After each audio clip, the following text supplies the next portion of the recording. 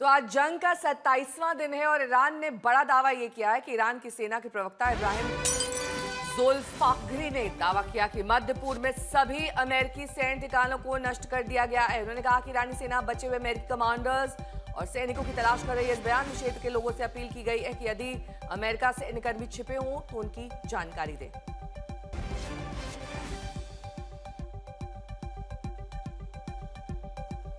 तो अमेरिकी कमांडर्स की तलाश कर रही है ईरानी सेना, इनके बारे में जानकारी देने की भी अपील की गई है।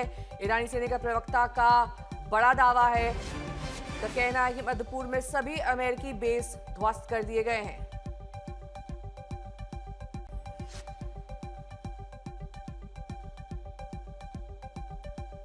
और इसी कड़ी में ईरान ने एक और बड़ा दावा किया है। ईरान ने कहा कि उसने पिछले 24 घंटे में कई अमेरिकी बेसों पर अटैक किया। ईरान के मुताबिक अमेरिकी बेसिस के खिलाफ 23 से ज्यादा ऑपरेशन चलाए गए। दर्जनों ड्रोन से अमेरिकी बेसिस पर हमला किया गया।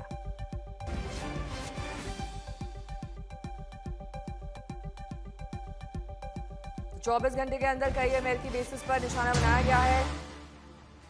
23 से ज्यादा पर ऑपरेशन चलाया गया है।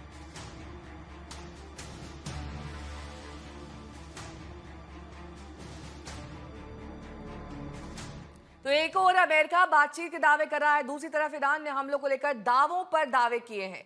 अगली बड़ी खबर जिसमें ईरान ने दावा किया कि उसने अमेरिकी फाइटर जेट F-18 को मार गिराया है। इस्लामिक रेवोल्यूशनरी गार्ड IRGC ने बयान जारी कर कहा कि ईरान के एयर डिफेंस सिस्टम ने अपने हवाई क्षेत्र में घुसे दुश्मन विमान को निशाना बनाया। ईरानी दावे के अनुसार यह कार्रवाई दक्षिणी इराक इलाकों में की गई। हालांकि अमेरिका की ओर से भी फिलहाल F-18 जेट गिराए जाने पर कोई बयान नहीं आया। इससे पहले भी ईरान ने अमेरिकी फाइटर जेट्स को निशाना बनाने की बात कही थी, लेकिन अमेरिकी सेंट्रल कमांड ने ऐसे दावों को खारिज कर दिया और कहा कि कोई भी अमेरिकी फाइटर जेट नहीं गिराया गया है।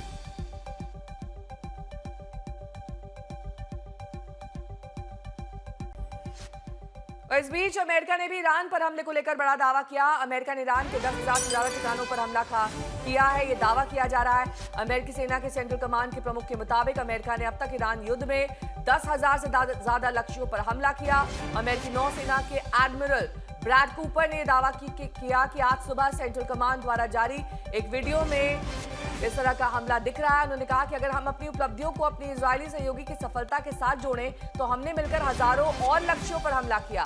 हमारे सटीक हमलों में ईरान की वायु रक्षा प्रणाली को कमजोर कर दिया और हमारे युद्धक उड़ानों का स्पष्ट असर दिख रहा है। कूपर ने यह भी कहा कि अमेरिका ने ईरान की नौसेना के 92% बड़े जहाजों को नष्ट किया है।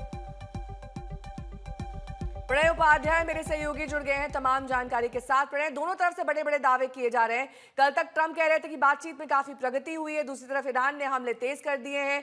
तो जब ईरान ये कह रहा है कि लगभग सारे अमेरिकी बेसिस दक्षिणी हिस्से में नष्ट कर दिए गए हैं, तो क्या वीडियो या फिर किसी साक्ष्य से इस बात का वो हवाला दे रहा है या फिर यहां पर भी माइंड गेम है?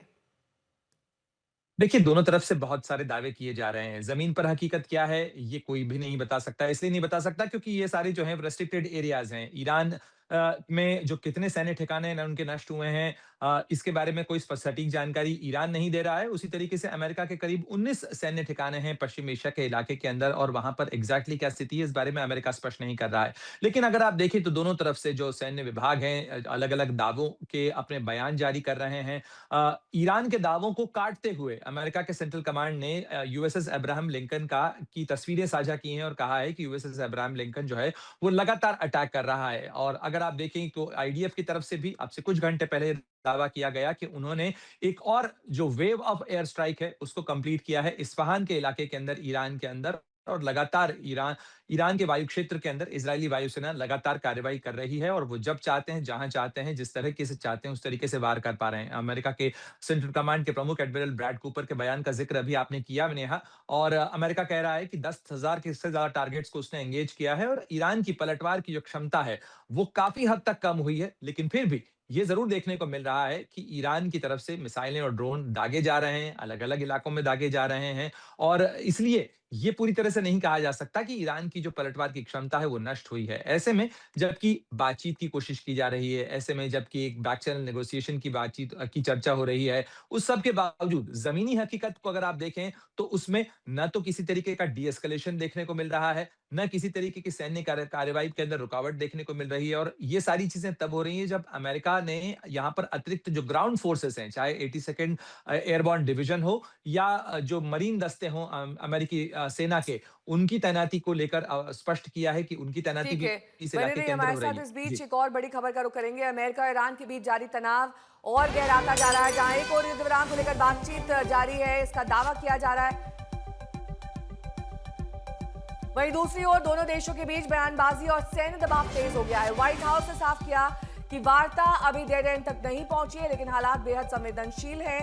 व्हाइट हाउस की प्रेस सचिव कैरोलिन लेविट ने बुधवार को पत्रकारों से बातचीत में कहा कि अमेरिका ईरान के खिलाफ अपनी सैन्य कार्रवाई को और तेज कर सकता है। उन्होंने चेतावनी देते हुए कहा कि अगर तेहरान अपनी सैन्य हार को स्वीकार नहीं करता तो राष्ट्रपति डोनाल्ड ट्रंप पहले से भी अधिक कड़े कदम उठा सकते हैं। The remaining elements of the Iranian regime have another opportunity to cooperate with President Trump, permanently abandon their nuclear ambitions, and cease actively threatening America and our allies. But the president's preference is always peace. There does not need to be any more death and destruction.